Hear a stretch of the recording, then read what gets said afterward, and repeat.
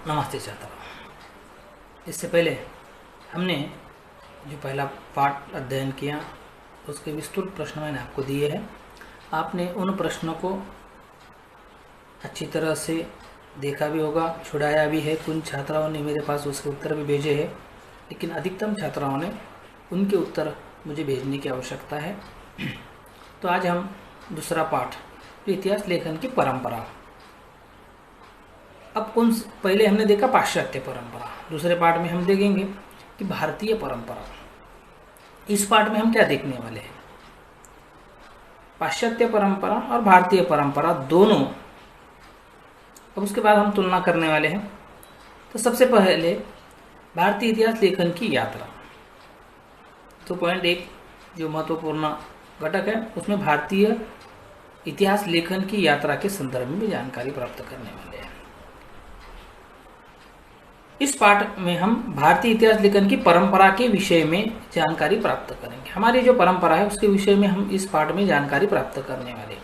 अब प्राचीन काल का इतिहास लेखन। भारतीय परंपराओं में प्राचीन काल का इतिहास लेखन किस प्रकार की था, इसके संदर्भ में प्राचीन भारत में पूर्वजों के पराक्रम, देवी देवताओं की परंपराएं, सामाजिक परिवर्तन आदि की स्मृतियां केवल मौखिक परंपरा द्वारा संरक्षित की जाती थी। हमारी अधिक समय तक जो इतिहासकार अध्ययन करते हैं, उस इतिहासकारों के द्वारा हमारे सामने जो जानकारी प्राप्त हुई है, और हमें भी पता है कि हमारे अधिकतम जो प्राचीनतम इतिहास है वो मौखिक परंपराओं का है, उसके द्वारा वो संरक्षित की गई है। लेकिन इसका मतलब यह नहीं है कि यहाँ पर हम देखते हैं कि हड़प्पा संस्कृति में पाए गए प्राचीन लेखों के आधार पर यह दिखाई देता है कि भारत में ईसा पूर्व 3 सहस्र से अथवा उससे पूर्व से लेखन कला अस्तित्व में थी।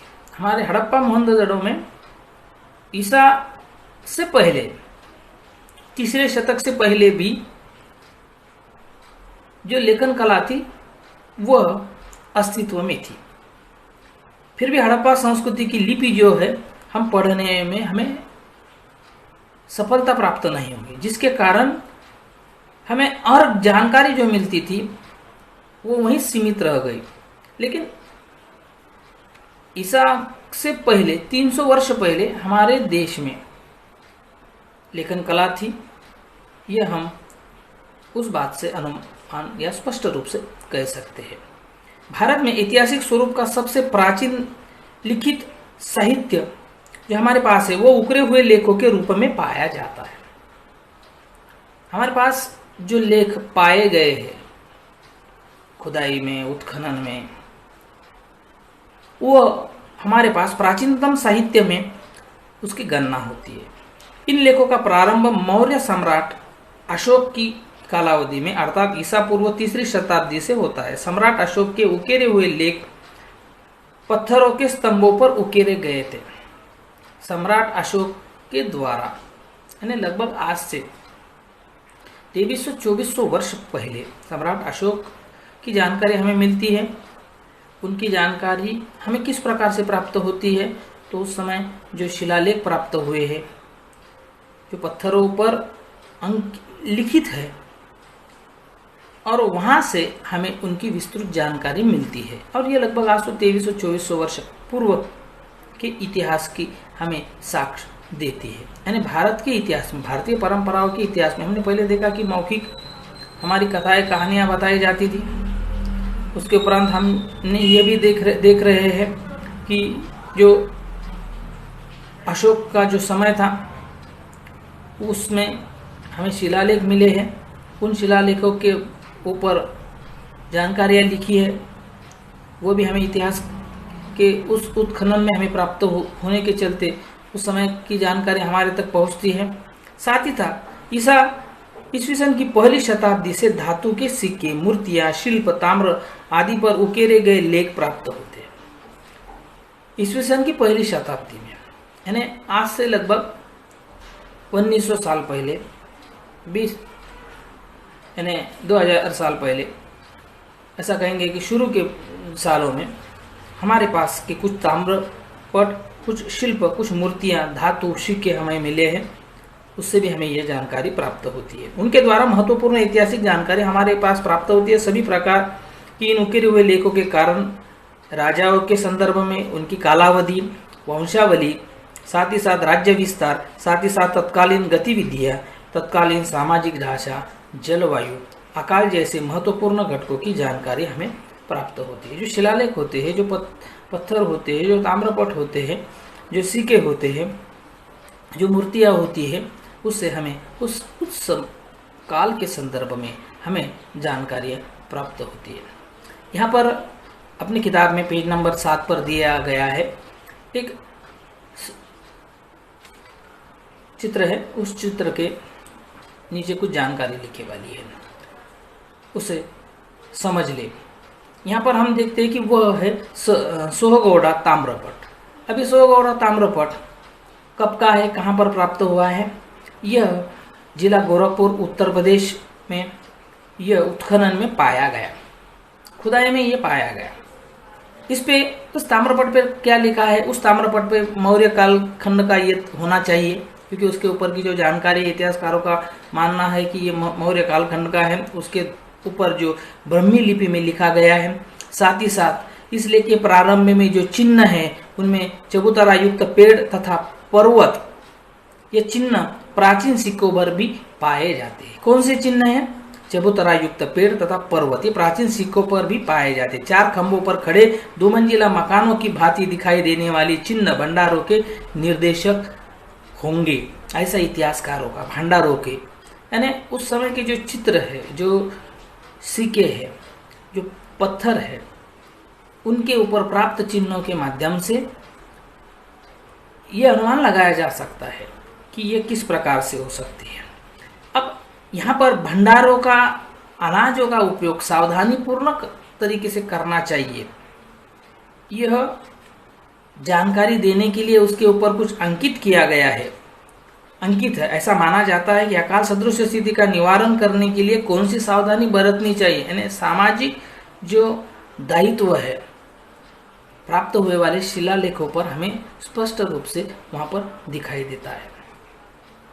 प्राचीन भारत के इतिहास में जो ऐतिहासिक साहित्य हमें मिलते हैं, जैसे रामायण है, महाभारत है, महाकाव्य है, पुराण है, जैन है, बौद्ध ग्रंथों तथा धर्म ग्रंथों के अतिरिक्त भारतीय ग्रंथकारों द्वारा लिखित ऐतिहासिक स्वरूप का साहित्य, विदेशी जो इतिहासकार है उनके द्वारा लिखे गए जो जानकारियां है, वह यात्रा वर्णन, उसमें भारत के इतिहास के संदर्भ में हमें भारतीय परंपराओं के संदर्भ में जानकारी प्राप्त होती है। साथ ही साथ ईस्वी सन 7वीं शताब्दी में बाणभट्ट कवि द्वारा लिखित हर्ष चरित्र नामक संस्कृत काव्य का स्वरूप ऐतिहासिक चरित्र ग्रंथ जैसा है। किसने लिखा है? बाणभट्ट, कवि बाणभट्ट के द्वारा लिखा गया हर्ष चरित्र। यह जो चरित्र है वह हमें एक महत्वपूर्ण दस्तावेज के रूप में हम उसे देखते हैं। जैसे उसमें तत्कालीन सामाजिक, आर्थिक, राजनैतिक, धार्मिक और सांस्कृतिक जीवन का यथार्थ चित्रण हमें पाया गया, बाणभट्ट के द्वारा लिखा गया। अब देखो, अनुमान यह है कि राजा कैसा था, राजा के समय की राज व्यवस्था कैसी थी, जनता कैसी थी। जनता उस समय अच्छी तरह से जीवन यापन करती थी। जनता बाढ़, ऐसे जो उस समय की जो स्थिति थी, वो कभी बाढ़ आई थी या नहीं आई थी, कोई अकाल गिरा था या नहीं गिरा था, या किस प्रकार से उस समय का सामाजिक जीवन बहुत अच्छी तरह से यदि व्यतीत करते हैं तो अनुमान यह लगाया जा सकता था या लगाया जाता है कि उस समय की स्थिति बहुत अच्छी थी उस राजा के राज्य में। तो ये उनके वर्णनों से हमें प्राप्त होता है। साथ ही साथ जो विदेशी यात्री हमारे देश में आए थे उनके द्वारा लिखे गए कुछ यात्रा वर्णनों में भी हमें तथ्य प्राप्त होते हैं। यदि बाणभट्ट कुछ लिखता है, विदेशी यात्री उस समय एक ही बात दोनों तरफ यदि दिखाई देती है, समय लगभग वही है, तो उस पर सत्यता की मोहर हम लगा सकते हैं। इस तरीके से इतिहास लेखन में भारतीय परंपराओं में हमने प्राचीन काल का जो भारत की इतिहास लेखन पद्धति, हमने पहले देखा, क्या देखा कि हमारे पास मौखिक पद्धति थी। उत्खनन में जो हमारे पास बाद में उत्खनन हुआ, उत्खनन में प्राप्त शिलालेख हमारे पास मिले। जैसे हड़प्पा संस्कृति के संदर्भ में लिपि हमें पत्थरों पे तराशे हुए मिली, उकेरे हुए हमें प्राप्त हुए, लेकिन हम उसको पढ़ नहीं सकते, पढ़ नहीं पाए, अन्यथा हमारे पास विस्तृत जानकारी और प्राप्त हो सकती है। लेकिन अनुमान तो यही है कि भारत में लगभग ईसा मसीह से पहले 300 सहस्त्र से पहले हमारे पास इस प्रकार की जानकारी उपलब्ध थी, हमारे पास लेखन शैली उपलब्ध होती थी। उसके संदर्भ में हमने सोगौड़ा का जो शिलालेख हमारे पास प्राप्त हुआ है, उसमें हमने देखा है कि मौर्यकालीन हो सकता है, ऐसा इतिहासकारों का मानना है। उसके उपरांत हमने ये भी देखा कि भारतीय जो साहित्य है, विभिन्न प्रकार के साहित्य के माध्यम से, जैसे महाभारत है, रामायण है, जैन बौद्ध धर्म के जो ग्रंथ है, उनके माध्यम से हमारे पास विस्तृत जानकारी प्राप्त हुई। साथ ही साथ बाणभट्ट के हर्ष चरित्र के संदर्भ में हमने यहाँ पर देखा। अब मध्ययुगीन इतिहास लेखन की परंपराओं के संदर्भ में या मध्ययुग में हमने ये प्राचीन इतिहास के संदर्भ में जानकारी प्राप्त की। अब हम मध्ययुगीन इतिहास के संदर्भ में, मध्य युग के समय यहाँ पर दिए वाला देखो कि 12वीं शताब्दी में कलहन द्वारा लिखित राज तरंगिनी कश्मीर के इतिहास पर आधारित यह ग्रंथ है। राज तरंगिनी में हमें कश्मीर का इतिहास यानी हमारे जो महत्वपूर्ण जानकारी हमारे पास यहाँ पर कश्मीर या उस परिसर के संदर्भ में हमें मिलती है। इतिहास का लेखन किस प्रकार वैज्ञानिक पद्धति से किया जा सकता है, इस आधुनिक अवधारणा से यह ग्रंथ मेल रखता है। जैसे इतिहासकारों का मानना है कि आधुनिक अवधारणाओं के साथ इतिहास लेखन होना जरूरी है। तो ये जो ग्रंथ, ये जो जानकारी है, ये जो 12वीं शताब्दी में लिखी गई, वो इतिहासकारों के आज के विचार, मध्ययुगीन विचारों के साथ बहुत अच्छी तरह से मेल खाती थी, आधुनिक इतिहासकारों के विचारों से मेल खाती थी, और परिणामतः इससे हमें जो कश्मीर का इतिहास है, भारत का इतिहास है, हमें अच्छी तरह से प्राप्त होता है। उनमें से जो उकेरे हुए लेख, सिक्के, प्राचीन वस्तुओं के अवशेष, राजवंशों के अधिकृत विवरण, अंकन, स्थानीय परंपराओं जैसे साधनों का विश्लेषणात्मक अध्ययन करके इस ग्रंथ की रचना की है, ऐसा उल्लेख कलहन ने इस ग्रंथ में किया है। कलहन कहता है कि जो आधुनिक विचार रखने वाले जो इतिहासकार कहते हैं कि सारी बातों का विस्तृत ध्यान रखकर लिखना चाहिए। कलहन ने अपने ग्रंथ में यही कहा है कि उन्होंने इन सारी बातों का ध्यान रखा है। उस समय की परिस्थिति, वस्तुएं, अवशेष, राजवंश की अधिकृत जानकारी, उनका विश्लेषण, इन सारी बातों का उसने तो कलहन द्वारा लिखा गया यह जो महत्वपूर्ण ग्रंथ था, ये जो महत्वपूर्ण जानकारी इतिहास को प्राप्त हुई है इस दस्तावेजों के द्वारा। मध्ययुगीन भारत में मुस्लिम शासनकर्ताओं के दरबार में इतिहासकार थे। आपको पता है मध्य युग में मुस्लिम शासक भारत में थे, उनके दरबारों में कई इतिहासकार, कई लेखक होते थे। उनके इतिहास लेखन पर अरबी और फारसी इतिहास लेखन की परंपरा प्रभाव दिखाई देता है। जो मुस्लिम शासक थे उनके दरबार में अरबी और फारसी भाषा में इतिहास लेखन होता था। मध्ययुगीन मुस्लिम इतिहासकारों में जियाउद्दीन बर्नी महत्वपूर्ण इतिहासकार माने जाते हैं। बर्नी द्वारा लिखा गया जो इतिहास है, उनके द्वारा जो जानकारी प्राप्त हुई है वह बहुत सारे आधुनिक तथ्य के साथ मेल खाती है, इसलिए एक महत्वपूर्ण लेखक इतिहासकार उनको माना गया है। उनके द्वारा लिखे गए तारीख फिरोज शाही में उन्होंने जो लिखा है, उनका इतिहास लेखन का उद्देश्य उन्होंने स्पष्ट किया है। लिखने के पीछे का उद्देश्य उन्होंने स्पष्ट किया है।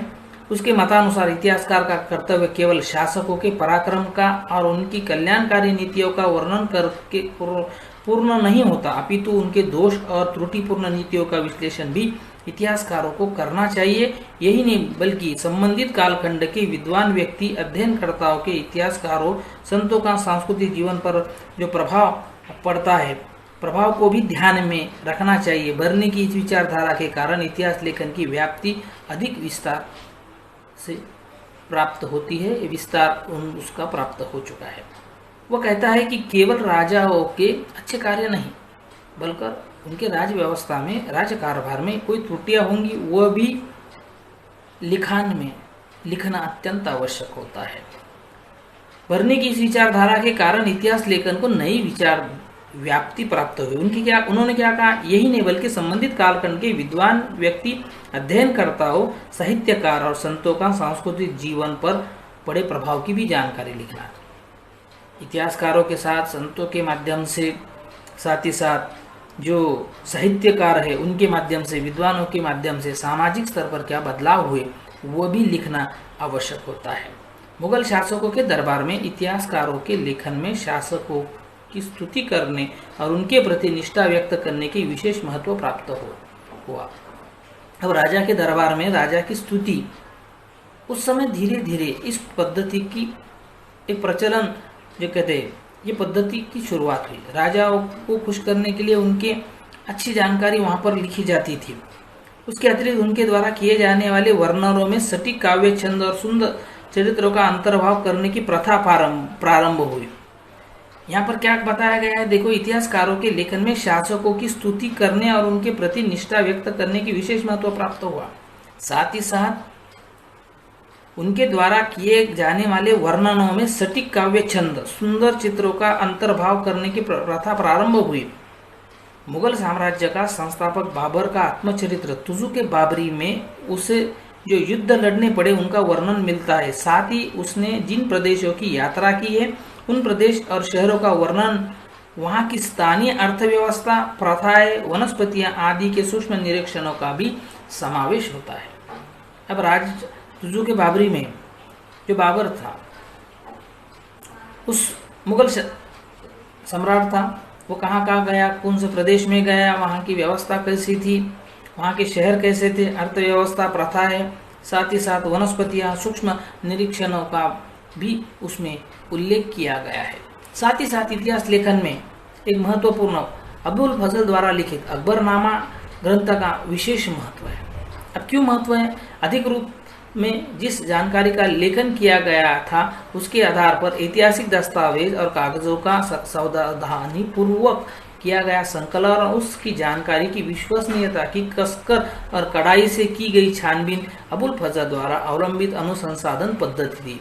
माना जाता है कि यह अनुसंधान पद्धति पूर्वग्रहित और यथार्थवादी थी, ग्रह रहित। अब अबुल फजल द्वारा जो ग्रंथ लिखा गया वह अकबरनामा, इस ग्रंथ उसने जो लिखा है उसमें यथार्थता पर अधिक ध्यान दिया गया। किसी भी यानी संकलन, जो जानकारी प्राप्त हुए वाली है, जो जानकारी उनको मिली है, और अनुसंसाधन जो पद्धति थी वो यथार्थ पर थी, इसलिए इसे अधिक महत्व प्राप्त होता है। कौन से ग्रंथ को और किसके द्वारा लिखा गया? अबुल फजल द्वारा अकबरनामा जो लिखा। ऐतिहासिक साहित्य में बकर एक महत्वपूर्ण प्रकार है। हमने बकर में वीरों के शौर्य गानों का बखान, ऐतिहासिक गतिविधियां, युद्धों, महापुरुषों के चरित्र के विषय में किया गया लेखन पढ़ने को मिला। बकर एक नई विचारधारा, नया प्रकार जिसको बकर कहते हैं। बकर में क्या है? ऐतिहासिक गतिविधियां, शौर्य गान, युद्ध, महापुरुषों के चरित्र, उसके विषय में हमें उनके भीतर जानकारी बखर में प्राप्त होती है। मराठी भाषा में विभिन्न प्रकार की बखरें उपलब्ध है, जिसमें से सभासद बखर एक महत्वपूर्ण मानी जाती। छत्रपति राजाराम महाराज के कार्यकाल में कृष्णाजी अनंत सभासद ने यह बखर लिखी। इस बखर द्वारा छत्रपति शिवाजी महाराज के शासनकाल की जानकारी हमें प्राप्त हो। जैसे महाराष्ट्र के संदर्भ में छत्रपति शिवाजी महाराज की जो हमें जानकारी प्राप्त करना है तो सभासद बखर पर हम अधिकतम विश्वास रख सकते हैं, क्योंकि वह किस प्रकार से लिखी गई है इतिहासकारों के अध्ययन के बाद तथ्यों पर आधारित है, ऐसा उनका मानना है, ऐसा उनका कहना है, जिसके आधार पर जो कृष्णाजी अनंत सभासद द्वारा लिखी गई ये बखर हमें छत्रपति शिवाजी महाराज के राज्य कारभार की शासन व्यवस्था की जानकारी हमें प्राप्त होती है। साथ ही साथ भाऊ साहेब की जो बखर है उनमें पानीपत के युद्ध का वर्णन मिलता है। आपको पता है कि मराठों के इतिहास में पानीपत का अत्यंत महत्व तो है। तो भाऊ साहेब के बखर में पानीपत के बारे में जानकारी हमें मिलती है। इतिहासकार पानीपत का युद्ध कब हुआ, किस प्रकार लड़ा गया, सफलता कैसी मराठों को प्राप्त हुई, विदेशी आक्रमण कैसे हुए, यह अधिकतम जानकारी उनको इन बखरों से प्राप्त हुई। इसी विषय पर आधारित पानीपत की बखर नामक स्वतंत्र बखर हमारे सामने उपलब्ध है। होळकर का विवरण, जो हिंदी में हम कहते हैं या मराठी में उसको होळकरांची कैफियत जिसको हम कहते हैं, बखर द्वारा हमें होळकरों का घराना, उनके द्वारा दिए गए योगदानों का बोध होता है। देखो यहाँ पर हम बखर के सभासद बखर, भाऊ साहेब की बखर, होळकरों का विवरण, होळकर की जो कैफियत है वह, पानीपत की बखर नामक स्वतंत्र हमें ग्रंथ यहाँ मिलता है। इसका मतलब सभासद बखर, भाऊ साहेब की बखर, पानीपत की बखर, साथ ही साथ होळकर की कैफियत, इससे हमें मराठों के इतिहास के संदर्भ में विस्तृत जानकारी हमें प्राप्त होती है। साथ ही साथ बखरों के चरित्रात्मक, चरित्रात्मक प्रसंग, वर्णनात्मक, पंथीय, आत्मचरित्र पर, साथ ही साथ कैफियत, पौराणिक, राजनीति पर जैसे अनेक प्रकार बखरों में पाए गए। बखरों के केवल ऐतिहासिक तथ्यों पर आधारित नहीं बल्कि यहाँ पर पौराणिक भी, कैफियत भी, ऐसे कई प्रकार बखरों के हमें उपलब्ध होते हैं।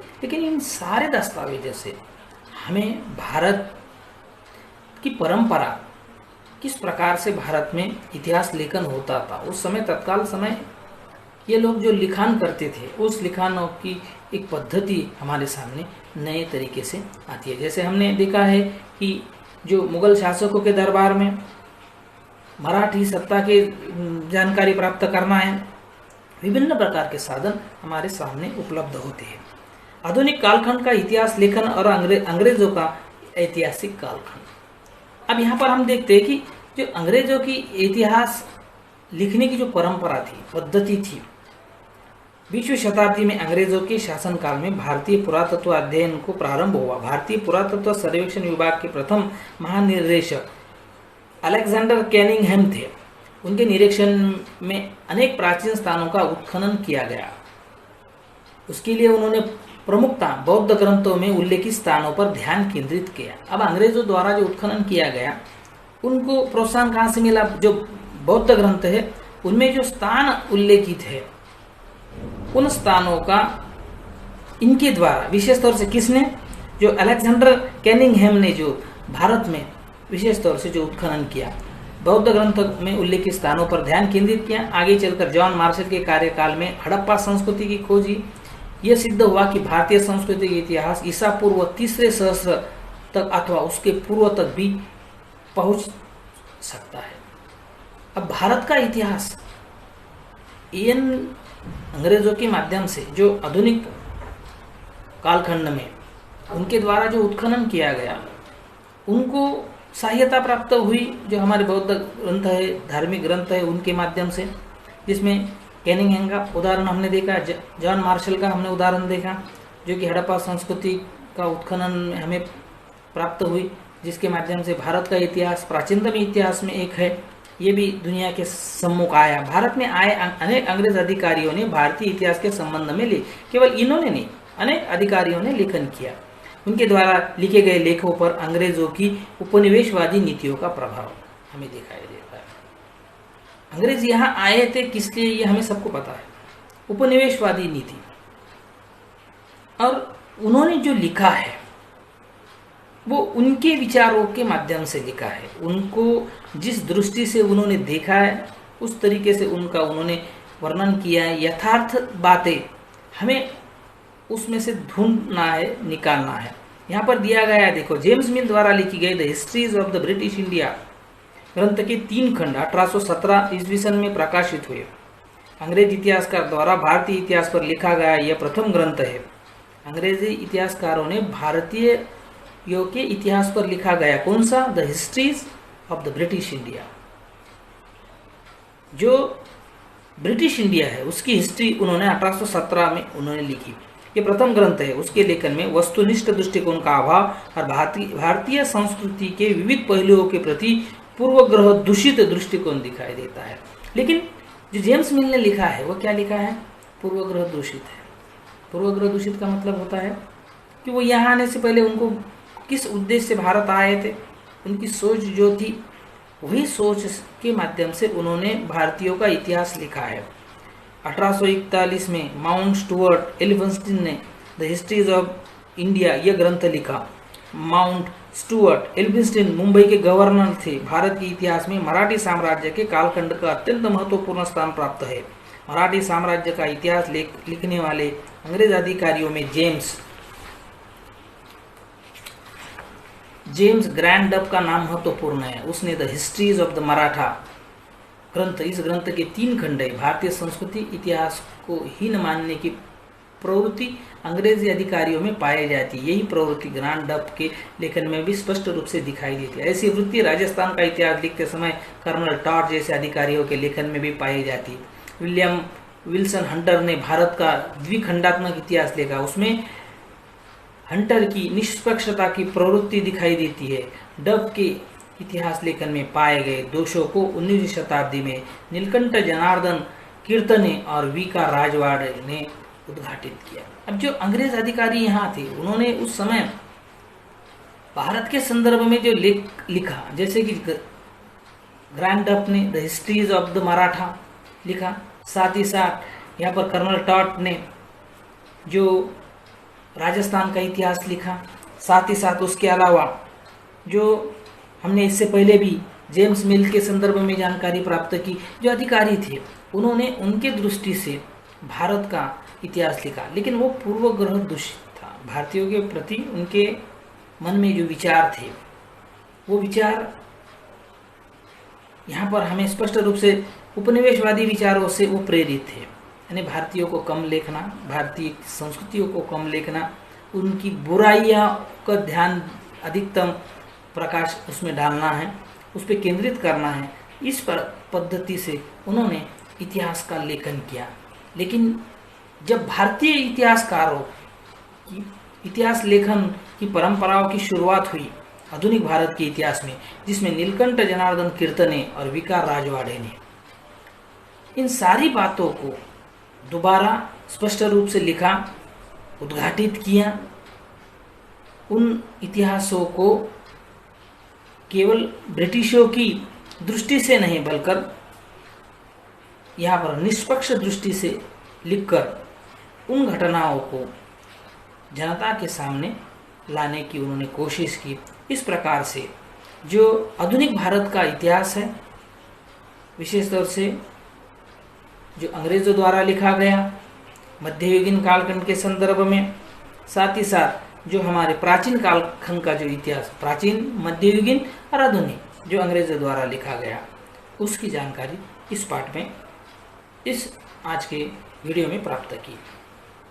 यह वीडियो अच्छी तरह से आपने देखना है, समझना है, और साथ ही साथ कल के वीडियो में आगे की जानकारी मैं आपको दूंगा। पाठ पढ़ना है, प्रश्नों के उत्तर, छोटे छोटे प्रश्न तैयार करना है, उन प्रश्नों के उत्तरों को खोजने की कोशिश करना है और लिखना है। धन्यवाद। तो कल का नया वीडियो लेकर दोबारा मैं आपके सामने आऊँगा।